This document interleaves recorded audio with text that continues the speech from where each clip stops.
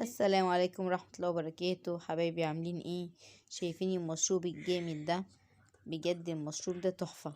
تشربيه لولادي كده هما نازلين الصبح على المدرسة في الجو الصعب ده.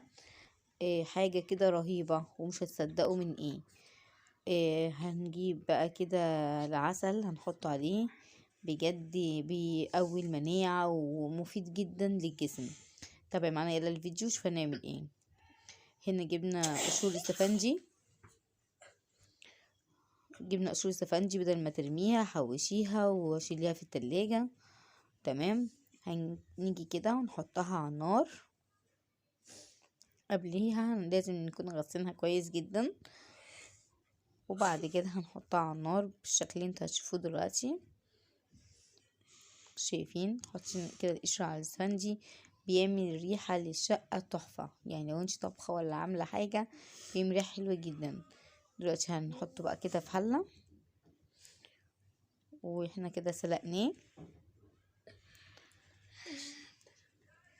حطيناه كده على النار سلقناه وسيبه كده ينزل كل الزيوت العطرية وكل الفايدة منه تنزل في المية، بس لازم تبقى طبعا غسلاه كويس زي ما احنا قلنا. بجد حاجة جميلة جدا. كلنا بنرمي قشور الاسفنج والبرتقان. هنا بقى خلاص طريت خالص القشرة بتاعتنا. هنصفي بقى كده المية بتاعته. طبعا القشر احنا مش هنرميه، القشر احنا عملنا بيه فيديو قبل كده بتاع الصابون. بنعصره في الخلاط وبنعمل بيه احلى صابون سايل ومرطب جدا للايد.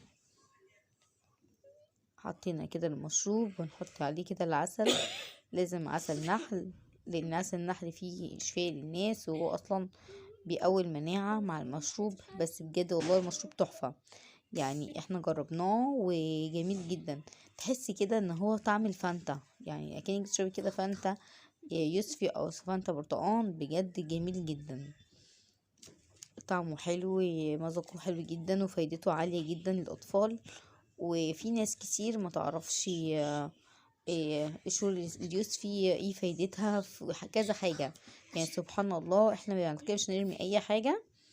بجد هو تحفة، جربوه هيعجبكم جدا. ويا ريت تشتركوا لايك، والسلام عليكم.